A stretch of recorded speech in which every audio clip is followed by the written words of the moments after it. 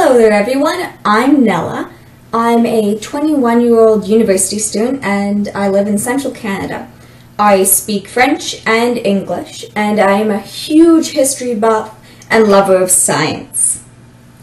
I've been collecting since 2006, formally, so that makes 8 years now. Wow, that's a lot. I've always had the collecting bug, though. When I was a little kid, I collected interesting rocks, mini toy Furbies from like McDonald's, and groovy girls.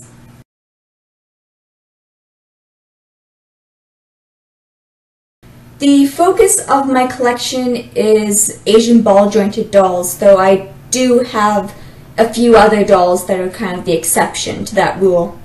The odd ones out are my 11cm Obitsu, my pose doll, who has absolutely no articulation, 2 Monster Highs, 2 Disney fairies, articulated ones, and 1 action figure, though personally I'd still call him a doll. So in total I've got about 22 dolls, 14 of which are BJDs.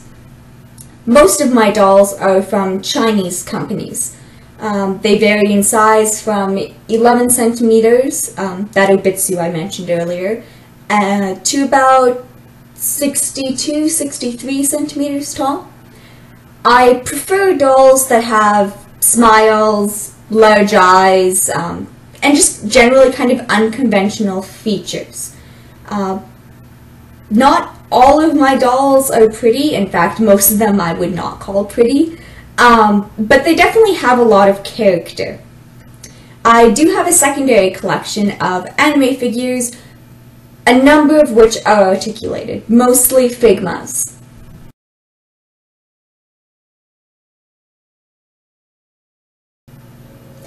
Honestly, I've always loved dolls, so it was really a given that I was going to end up collecting them in some way or another.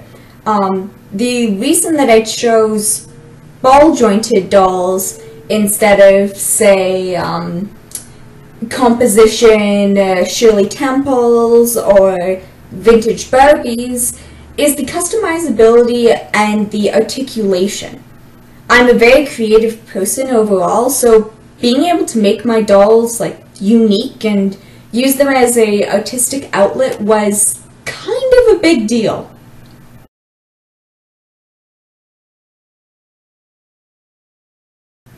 I'm lucky enough to be able to share this wonderful hobby with 2 of my immediate family members, my older sister and one of my cousins. It's actually because of my older sister that I even knew about BJDs to begin with. And I love that we have this great interest in common, and I'm really inspired by her own collection, even though her dolls are far more elegant and graceful and pretty than my own are.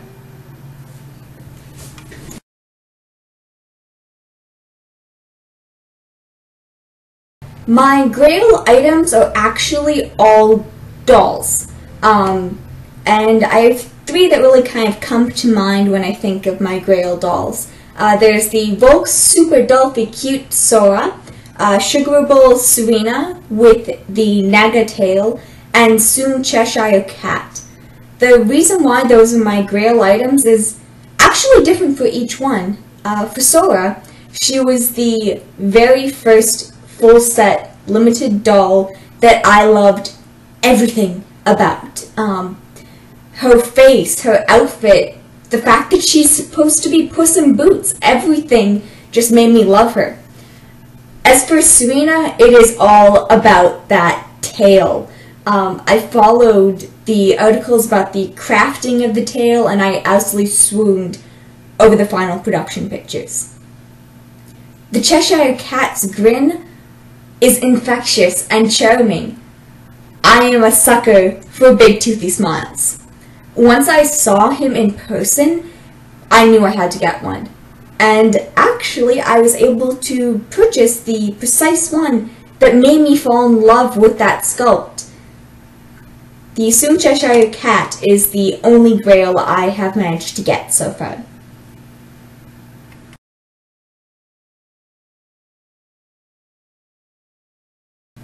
I hate to play favorites since all of my BJDs embody characters in my stories and they're all very important to me, but aesthetically my favorites right now are Lily Doll, my soul doll Lily C, and Hanli Shrang, my doll zone Shrang.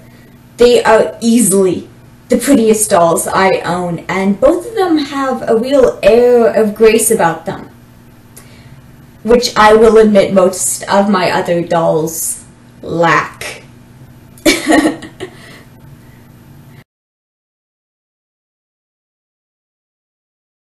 I collect out of the box. I get the most enjoyment from playing with my dolls and handling them and messing around with their joints and brushing their hair and all of that stuff.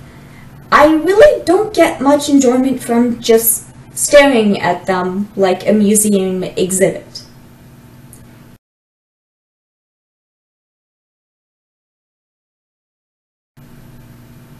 Collecting has a lot of things about it that make it fun, but for me, I'd have to say customizing is the most fun. It's amazing what a change of outfit, or new eyes, new wig, a new face-up can do.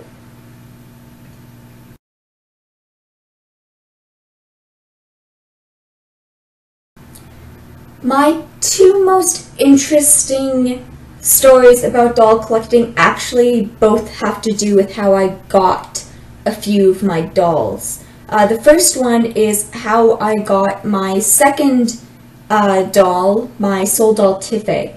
She was actually the very first ball-jointed doll that I saw in person.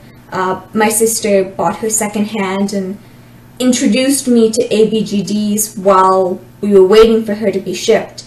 And in the spring, I came home from school, and my sister told me that the doll had arrived. When she handed her to me, I knew that I had to get one of these dolls for myself. I just had to. Even the fact that this doll's head spun around like the Exorcist when we passed her between us, that didn't dampen my enthusiasm at all.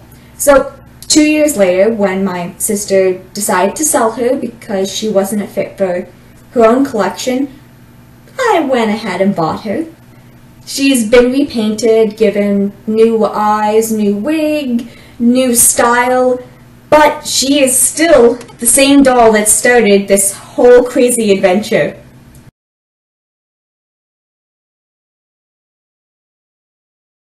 My second story has to do with my pose doll. And like I mentioned before, she is really the odd one out of my collection. She has absolutely no articulation. Everyone else does. What happened was that I was spending the summer with my granny at the family's cottage, and we went in to visit the closest small town. We decided to go to a second-hand store, but unlike the usual thing, we went to one we hadn't been to before. Had never been to, actually. And I was milling about when one of the workers approached me and started asking about the doll I had with me, who was my third BGD. A girl with great big eyes and great big elf ears, very noticeable. The worker, was asking questions, so I told her about ball-jointed dolls and how I loved dolls and how I had a collection at home. And then this worker, she brought down this gorgeous doll from the top shelf that I couldn't see, and she wound her up. I had never seen such a beautifully painted face. So even though I had no idea what type of doll she was, I decided to buy her. When I was being rung up by a different employee, she gushed that Linda was finally being sold. It turns out that this doll, this gorgeous, stunning, beautiful doll, had been sitting unsold for so long that she'd actually been moved to the back room a couple of times, and the employees had actually went ahead and named her. I personally thought that she looked more like an Emily or an Emma, but I want to keep that bit of history, that Linda history, with her. So her full name now is Emmelinda.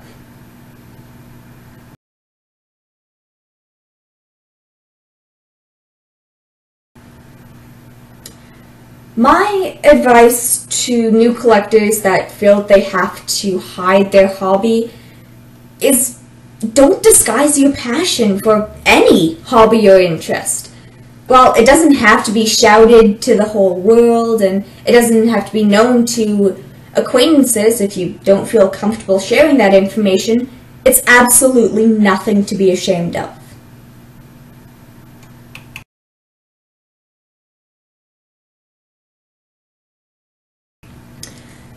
Three tips on how to be a great doll collector. 1. Have a theme. It doesn't need to be super precise, but you need to know your tastes. For instance, no matter what dolls I personally get, they always have to have some sort of articulation, and they have to have a face that I really like, and that I'm going to continue to like, which is admittedly really vague when it comes to a theme. But the thing is, you don't want to fill your collection with dolls that you don't actually like, but you're only getting them because you think that to be a proper collector, you have to have a complete line. You don't need to do that. Number 2, pace yourself.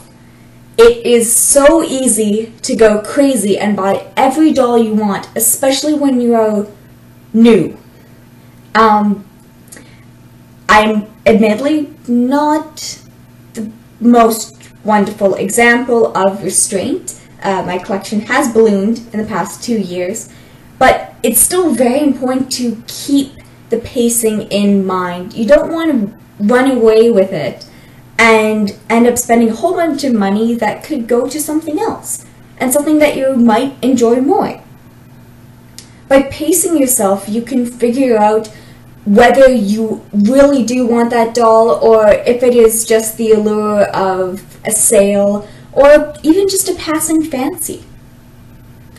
Plus, by pacing, you actually have more time to enjoy your current collection and all the little things that made you want to have it in the first place. Lastly, 3rd tip, get out there and have fun. Go and meet other collectors and share your passion.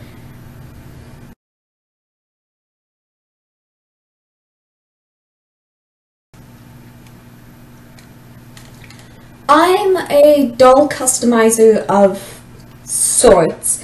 It's considerably easier to customize a ball-jointed doll than a fashion doll.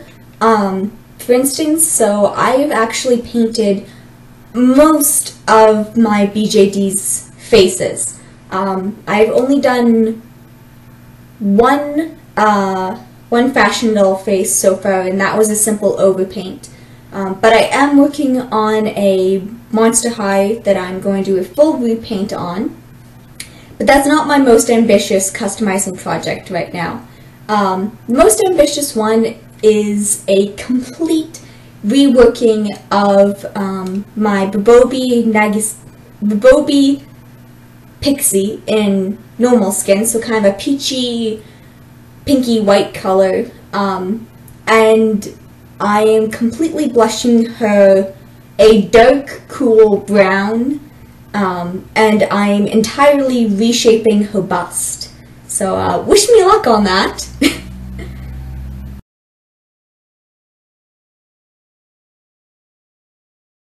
What kind of future do I see for the hobby? Well, I think that doll collecting is always going to be around, but it's going to continue to change and evolve into the future.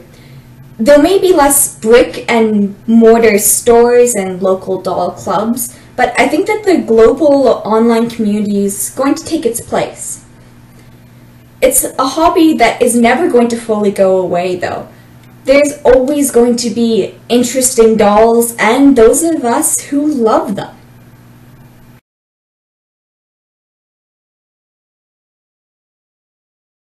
And lastly, before I head out, just wanted to say that just because my collection is focused on BJDs doesn't mean that I don't like other dolls. My fashion dolls can attest to that.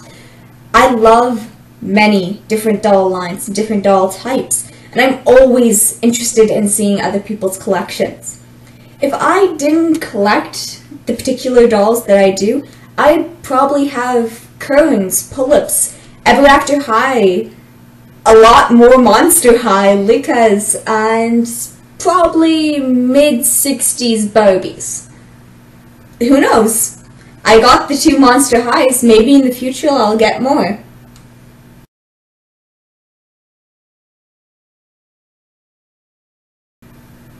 Okay, that's it for me. Bye everyone. If you want to find me on the net, here are the links.